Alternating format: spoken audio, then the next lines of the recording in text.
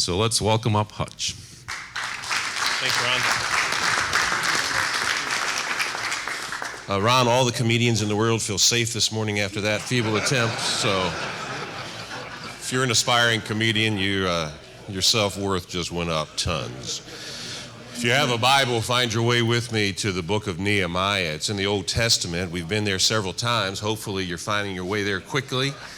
More quickly week in and week out. And we're talking today about leadership at a crossroads. We're going to talk about the crossroads of opposition.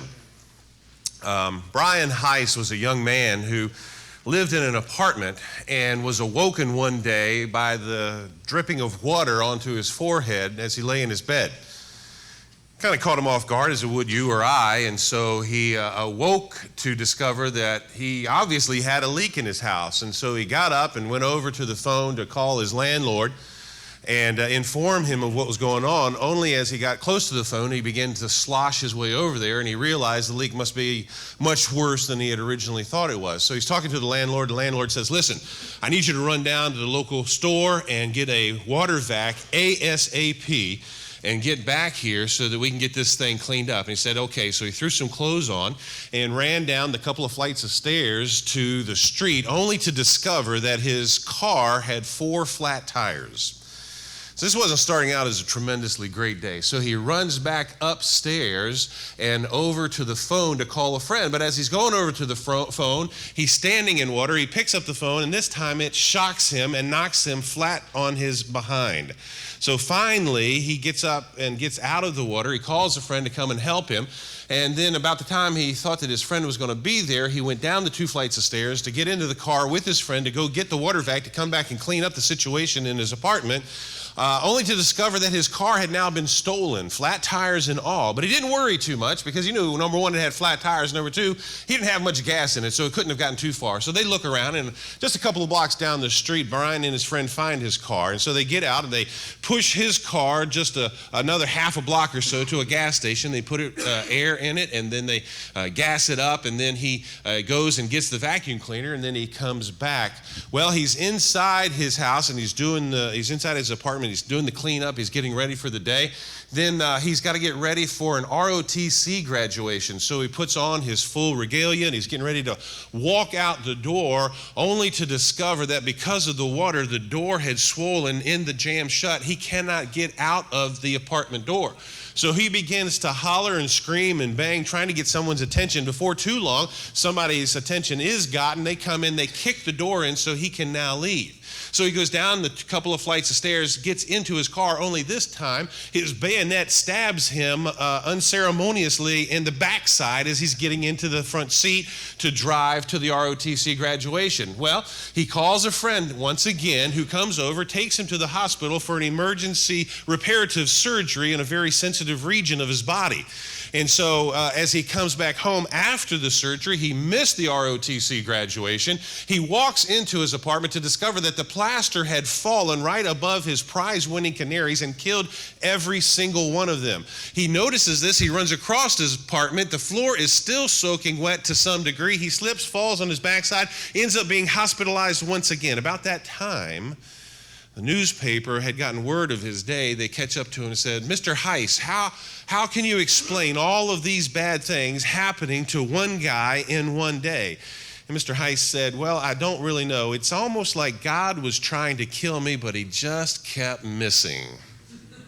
You know, a lot of times when we face opposition, we feel the same way. God wasn't opposing him, but a lot of times we get into situations in life, and I don't know about you, but a lot of times in my life when the toaster doesn't work and the microwave goes on the fritz and the phone breaks and the screen is broken and then all of a sudden the dryer doesn't work and the dishwasher starts to overflow with suds, it starts to get me down. You know, I can handle one of those things. But when those things start to happen over and over and over and over again, I get discouraged.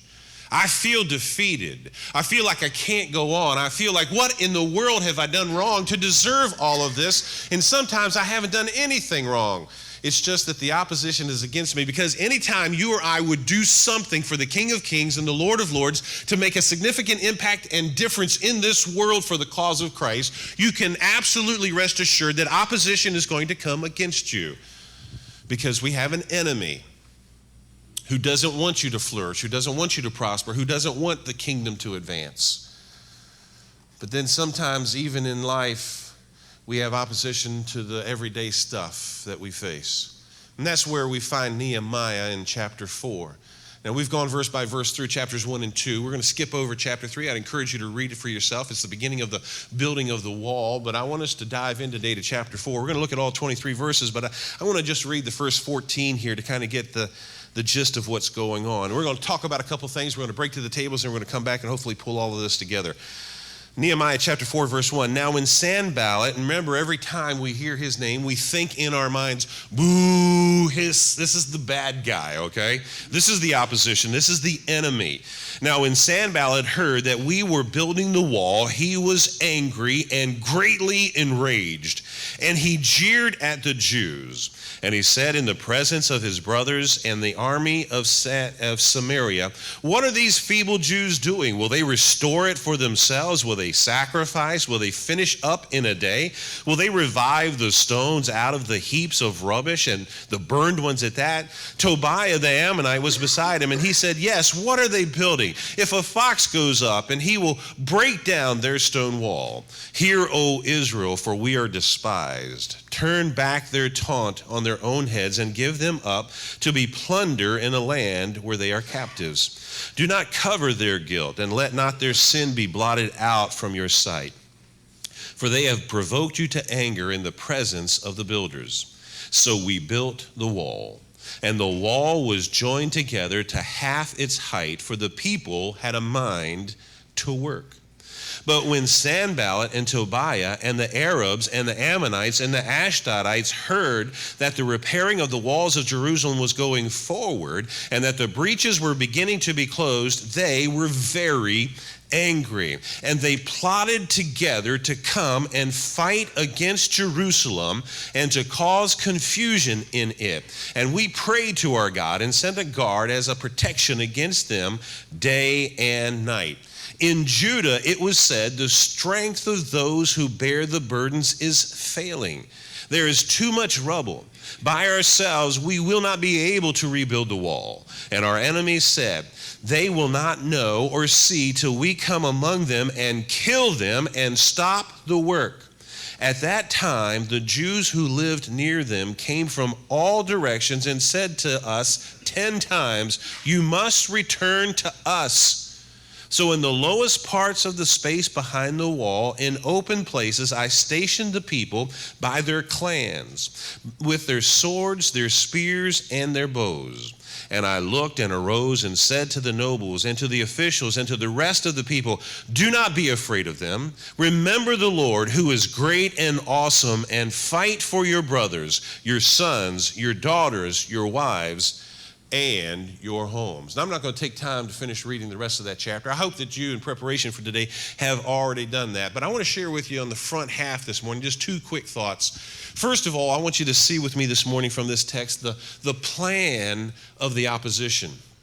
The plan of the opposition. I think we can discover at least three components of the opposition's plan here in this text. These aren't the only three components of opposition that enemies will oftentimes use to oppose you, but they are the three that we see here in this text. The first one that we see is ridicule. Ridicule. The first component of the plan of the opposition was to ridicule the people who were doing the work. Look at what it says, verses 1 through 3. Now when Sanballat heard that we were building the wall, he was angry and greatly enraged. And notice it says, and he jeered at us. You can almost see him making faces. You can almost see him saying those words under his breath, maybe even out loud. And he's making fun of them. He's poking fun at them. He's trying to get under their skin. And he said in the presence of his brothers, and oftentimes that's the case. We'll get a crowd around us. The enemy will get a crowd and begin to cast doubt and dispersion and difficulty and raise questions and make fun. They got an audience, so why not use it? And he said in the presence of his brothers and the armies of Samaria, notice what he says. What are these feeble Jews doing? He characterizes these Jews as feeble.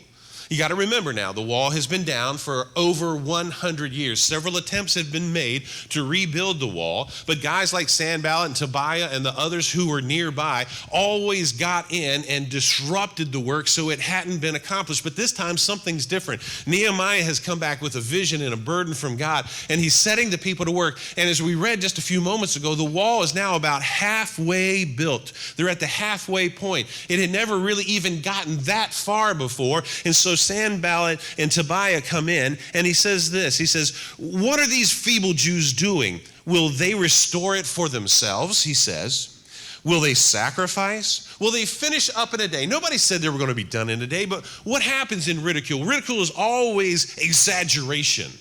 Who do you think you are? You think you can do this? You think you can accomplish that? Why in the world would you ever even try? Will they revive the stones out of the heaps of rubbish, the burned ones at that? And then Tobiah, standing right nearby, he chimes in and he says this. He says, yes, what they are building, if a fox goes up on top of it, it will break their stone wall down. In other words, he accused them of shoddy workmanship. A little old fox, if he jumped up on top of that wall, it's going to fall right back down into a pile of rubbish. You guys don't know what you're doing. You're not masons. You're not construction workers. The guy who's leading you, what does he do? He tastes the wine and tastes the food before the king. How in the world is that wall ever going to stand? And so the first attempt of the opposition to get under your skin is ridicule. But the second thing we see in this text is resistance. Resistance, verses 6 through 8. So we built the wall, Nehemiah says. Remember, the book of Nehemiah is the journal that Nehemiah wrote as he's leading through this season of life. So we built the wall, and all the wall was joined together to half its height, for the people had a mind to work. But when, you know, Ron, a great series would be the greatest buts in the Bible. You know, there's a lot of buts, and the greatest buts are but God. But here's another but. It says this, but when Sanballat and Tobiah and the Arabs and the Ammonites and the Ashdodites, those are people who are living in the communities surrounding Jerusalem. When all of these people heard that the repairing of the walls of Jerusalem was going forward and that the breaches were beginning to be closed, they were angry. Why?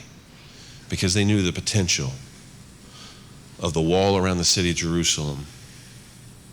They had been able to oppress the people. They knew that their days were numbered at this point, and so they began to be angry. And they all plotted together to come and fight against Jerusalem and to cause confusion in it. What did they do? They had a little meeting. They said, Armando, here's what I want you to do. I want you to start doing this. I want you to take that side over there, and you gather some guys together, and on such a day, we're gonna attack. And Sandy, here's what I want you to do. I want you to go over here, and we're going to get. And so they started to plot together, and they started to strategize. I don't know if you've ever done anything great for the kingdom of God, but you can feel that. You can feel the enemy coming against you. You can sense the resistance building, and it's hard to carry. So we've got ridicule, we've got resistance, but there's a third thing we see in this text, and that is rumor. Verses 10 and 11. And this is a very subtle one, but it can be probably, and it very well may be, the most oppressive and the most difficult to handle. Look at what it says. Verses 10 and 11. In Judah it was said, you can almost hear some people saying that around the table. In Judah it was said, the strength of those who bear the burdens is failing. Negativity, rumor. There is too much rubble. By ourselves we will not be able to rebuild the wall, and our enemies said they will not know or see till we come among them and kill them and stop the work.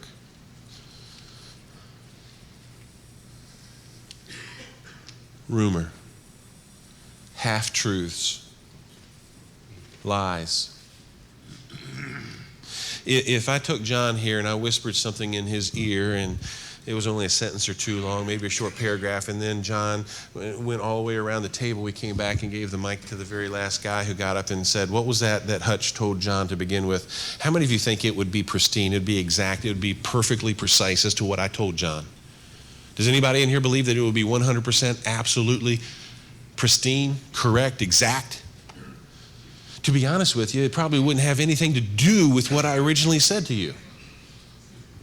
Because we don't hear it completely. We add to it. We embellish it. We hold some of the details back.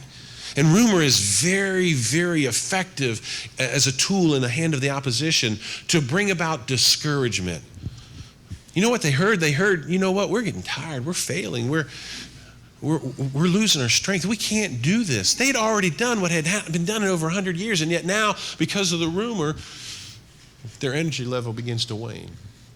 So that's the plan of the opposition, to use ridicule, resistance, rumor to stand against the moving forward of the plan of God. But notice, secondly, with me, if you will, the product of opposition. The product of what they are working their plan towards is to discourage the people. Discouragement is the product. And we see in this text 4 causes of discouragement. There are more. But let me show you the 4 that we see in this text. First of all, in verse 10, we see that fatigue is one of the causes of discouragement. Look at what it says, verse 10. In Judah it was said, the strength of those who bear the burdens is failing. They were just getting tired. Have you ever just gotten flat tired? I mean, exhausted? Especially when you're trying to do a good thing. Especially when, as you're trying to do that good thing, you're being beaten up and talked about and rumored on and opposed at every turn. It seems like everywhere you go, somebody is there to stand against you. I remember a season in my life where I spent some time with a counselor. And I described to the counselor as best I could what things felt like for me. And I said, you know what? It's kind of like every morning I get dressed, I walk out the front door of my house onto my front porch, and I feel like everybody is shooting a paint gun at me from every direction. It's not enough to kill you, but it sure does hurt a whole lot. And I felt like as I was walking through the course of my day, I'm getting shot at from behind, I'm getting shot at from the side, I'm getting shot at from above, I'm getting shot at from in front, and everywhere I went, and it wears on you. And sometimes I think in the midst of it, you don't realize how much fatigue wears on you, but it wears you down and it weakens your defenses and it makes you susceptible to the rumors and to the ridicule and to all of those things. And so that's one of the effects of discouragement, or one of the causes is fatigue. But notice, secondly, frustration. Again, verse 10. There's too much rubble. Goodness gracious, we have been doing this for 20-some days now. And in their mind's eye, the pile looked just as big as it did when they started, but it was only half the size. But doesn't that take place when you're frustrated? You don't see straight. You don't see reality. Your thinking is clouded, and you get frustrated, and you get easily angered, and you're fatigued. So the frustration sets in, and your juices are running low, and the motivation is not there. And you're thinking to yourself, at every turn, it just seems like there's nothing but a pile of rocks. Every rock I pick up, it seems like they multiply. And I turn back, and there's 2 rocks where there once was 1. And then the third cause is failure. Look at verse 10. They said, by ourselves we will not be able to rebuild the wall. This task that God's called us to is just too much. We can't do it. And then finally, the fourth cause is fear. Fatigue, frustration, failure, fear. Look at verse 11. And our enemies said, they will not know or see till we come among them and kill them and stop the work. They're afraid. They were afraid.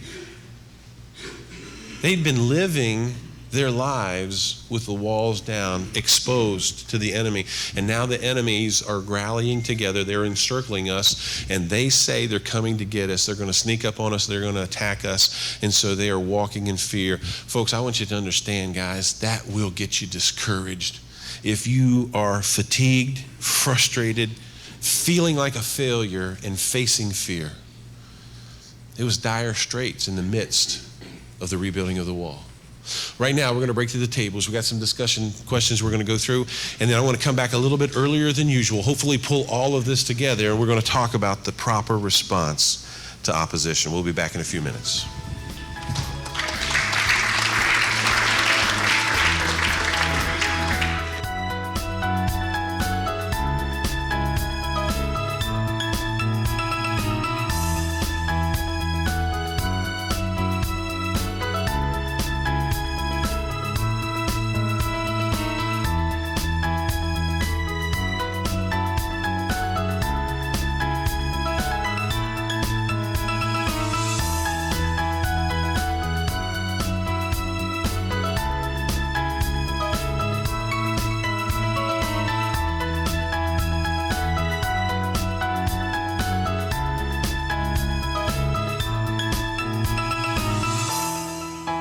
We've already looked at the plan of the opposition, and we've looked at the product of opposition. Let's finish up this morning with the proper response to opposition. And there's 5 quick things here I think we see in this passage of Scripture that helps us to understand what indeed is the proper response when faced with opposition.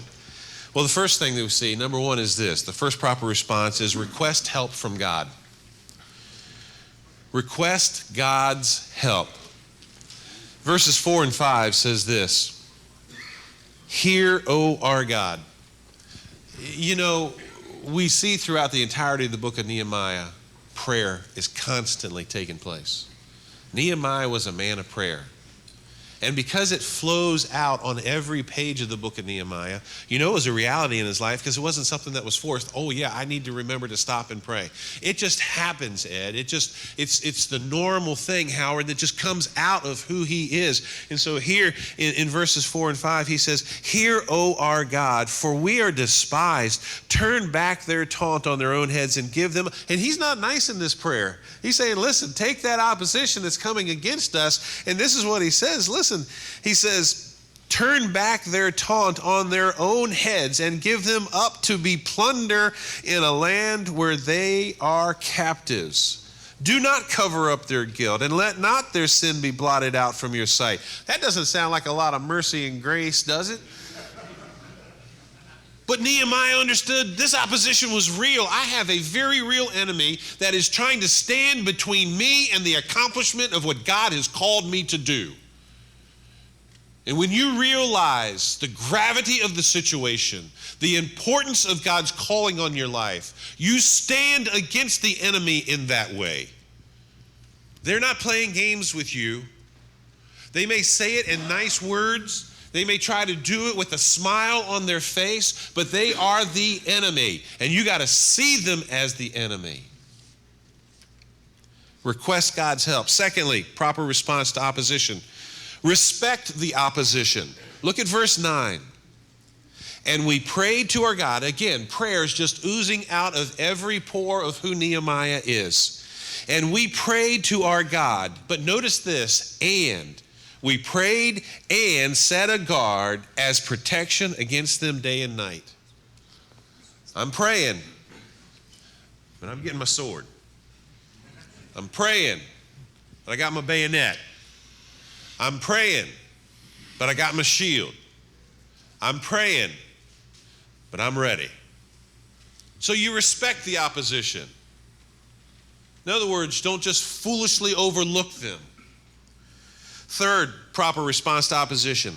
Reorganize your priorities. Reorganize your priorities. Here's Nehemiah. The people are going about the business. They're picking up the piles of rubble. They're dusting it off. They're adding some concrete to it, and they're setting it down, and they are building a wall. But notice what happens here in verse 13. Amidst the opposition, verse 13 tells us this. So in the lowest parts of the space behind the wall, in open places, in the gaps, Notice what he did. I stationed the people by their clans, their families. There's great leadership wisdom here, guys. Where are you going to fight the hardest? For your family. For your wife, for your sons, for your daughters, for your mom, for your dad. And so there's great wisdom here. He doesn't split them up and send them all over the place, but he sends them out by clans. He said, I stationed the people by their clans with their swords, their spears, and their bows. And then look down again in verse 16. From that day on. In other words, there's a change taking place here. Okay? He's reorganizing his priorities. Not only are we going to build the wall, but we're going to be prepared to defend ourselves in battle if needed. Look at what he says again here, verse 16.